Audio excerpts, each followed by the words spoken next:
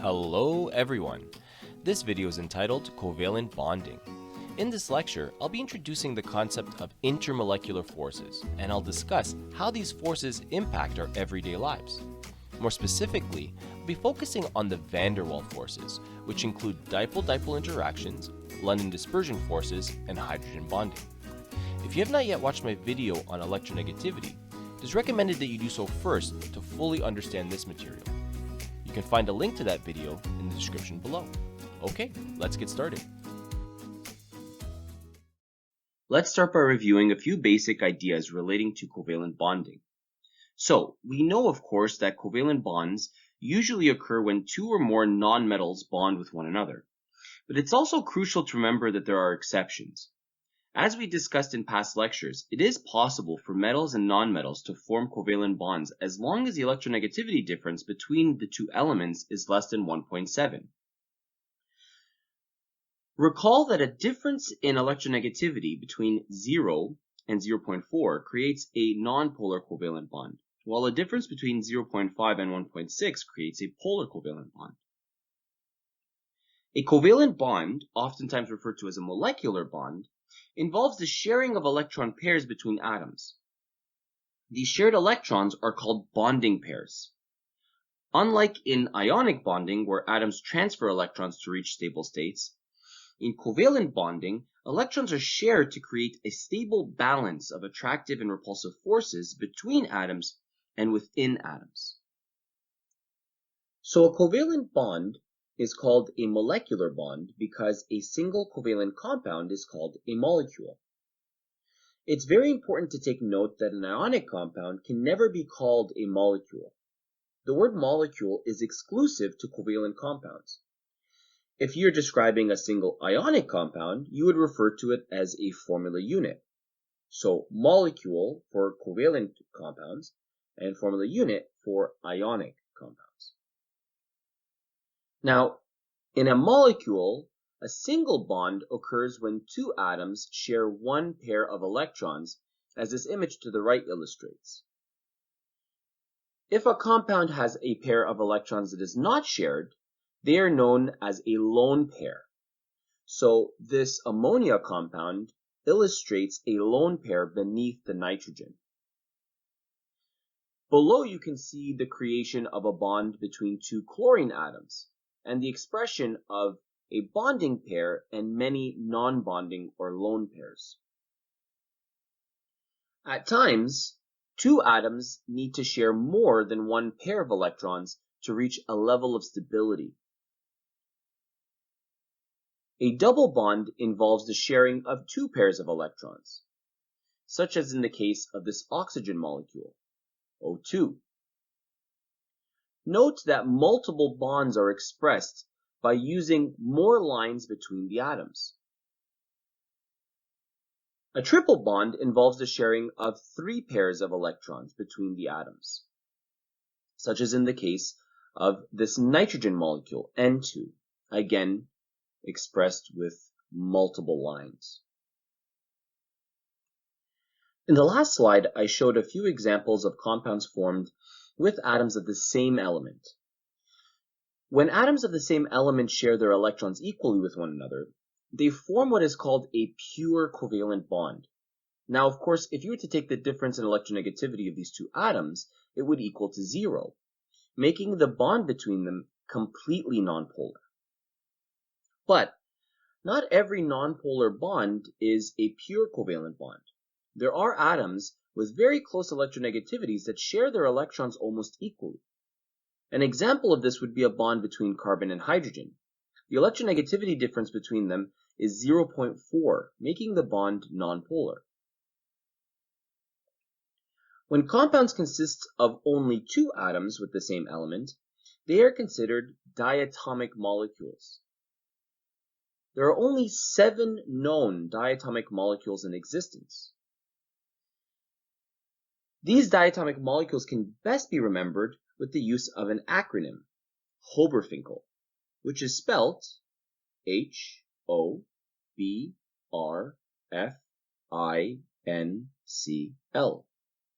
Hobberfinkel.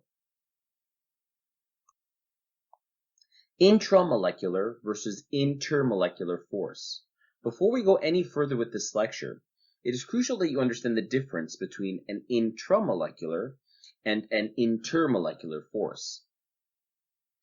An intramolecular force occurs within the atoms of a compound. These are attractive forces between atoms or ions that form either covalent bonds or ionic bonds. These are very strong types of forces. An intermolecular force occurs between two or more molecules. And yes, I said molecules because this only occurs between covalent compounds. This force causes molecules to cluster closer together and potentially form solid, orderly lattice-like structures. These types of forces are weak. In the next few slides, I will describe the importance of intermolecular forces. The properties of molecular compounds cannot be simply explained by covalent bonds. Many covalent compounds are nonpolar by nature, and so how or why do they cluster together? Because these compounds do not have electrostatic attractions to keep them together, forces must exist between the molecules, or many would be gaseous at room temperature. The intermolecular forces that exist between molecules and govern their behavior are called van der Waals forces. Dutch physicist Jonas Dietrich van der Waals was the first to describe these intermolecular forces in 1873. These forces have since been categorized into three types: dipole-dipole interactions, London dispersion forces, and hydrogen bonding. As we've discussed in previous lectures, the unequal sharing of electrons within a molecule causes slight charges on either side of the compound, known as dipoles. These dipoles are caused by polar covalent bonds within the compound. When two polar molecules get close enough to one another, the positive end of one molecule is attracted to the negative end of the other, and vice versa. This image here shows the interaction of dipoles on two different water molecules. These forces are only important when the molecules are close enough to one another. If they aren't, they will not interact. The second intermolecular force is the London dispersion force. The London dispersion force is an expansion on van der Waals' 19th century theory. Proposed by German physicist Fritz London in 1930, the London dispersion force describes the behavior of electrons in nonpolar molecules. Electrons tend to stay as far apart from one another in an atom as possible due to the repulsion of their like charges. However, occasionally the electrons within an orbital are attracted to the nucleus of a nearby atom and wind up on the same side as shown in this helium atom. The instant both orbiting electrons move to one side of the atom, it exhibits polar characteristics. With an excess of electrons on one side and a shortage on the other, opposite dipoles are generated. This image here shows how a London dispersion force is created. The nucleus of helium atom 1 attracts the electrons of helium atom 2 and draws them to one side. This instantaneous dipole created in helium atom 2 causes the electrons in helium atom 1 to be repelled to one side, and this causes the dipole in helium atom 1. The dipole created is called an induced dipole, and so helium atom 2 would have an instantaneous dipole that occurs with the drawing of electrons by a nucleus, and an induced dipole would occur in helium atom 1 with the repulsion of electrons by the instantaneous dipole. And so again, this would be called an induced dipole. And so even in nonpolar molecules, you have the spontaneous formation of dipoles that causes these atoms to be attracted to one another. It is important to note, though, that since electrons move quickly, these dipoles only last for a fraction of a second, but they are continuously generated, which keeps these molecules together. It is because of London dispersion force that non-polar olive oil is able to stay in liquid form, Without these instantaneous and induced dipoles, the molecules would have no reason to stay together, and would separate from one another into gaseous form. London dispersion forces are present in all molecules and unbonded atoms, whether they are polar or nonpolar. The tendency of an electron cloud in an atom or molecule to distort like we saw in helium is called polarizability. High polarizability creates a strong dispersion force, and low polarizability creates a weak dispersion force. The polarizability of an atom or molecule increases with increased molecular weight. Larger atoms or molecules have larger electron clouds, which increases the likelihood of them polarizing. As you can see in the table below, the greater the molecular weight of a compound, the greater its boiling point, meaning the harder it is to separate the molecules due to their polarizability. The shapes of molecules also affects the magnitudes of the dispersion forces between them. This image shows how the shape of molecules affects their ability to polarize and attract other molecules. Even though these compounds are composed of the same number and type of atoms, their ability to generate dispersion forces varies quite a bit. An elongated molecular shape, as shown to the bottom left, provides a greater surface area available for intermolecular contact between molecules. The more points of contact, the greater the likelihood for the creation of strong dispersion forces, strengthening the attraction between molecules. The more compact shapes offer smaller surface areas available for intermolecular contact, and, therefore, weaker or fewer dispersion forces. So, to review, London dispersion forces occur due to an uneven distribution of electrons, which create temporary dipoles.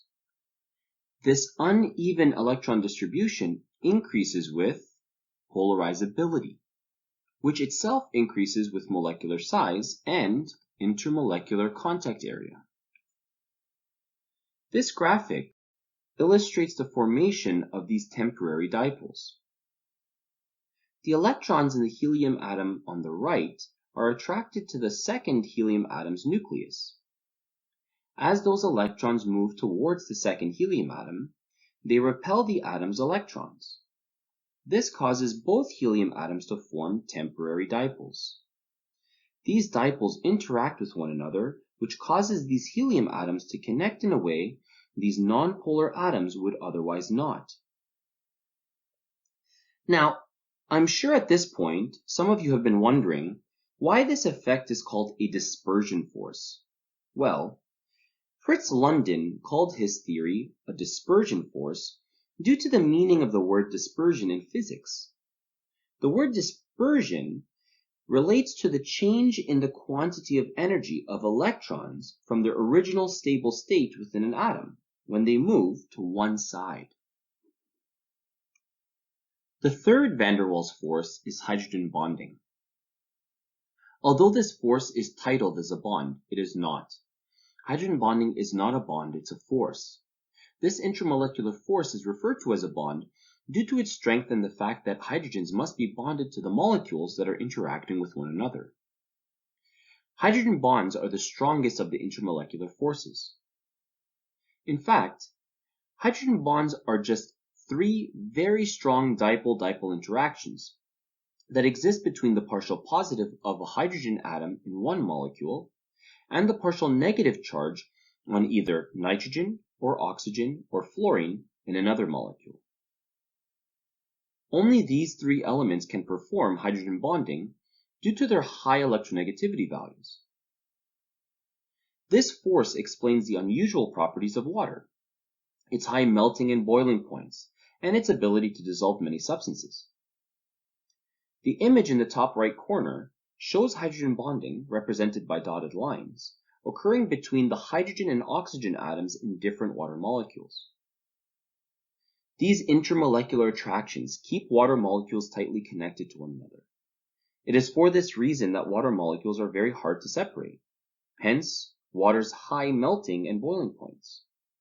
The image beneath shows the intricate arrangements These water molecules can form as a result of hydrogen bonding.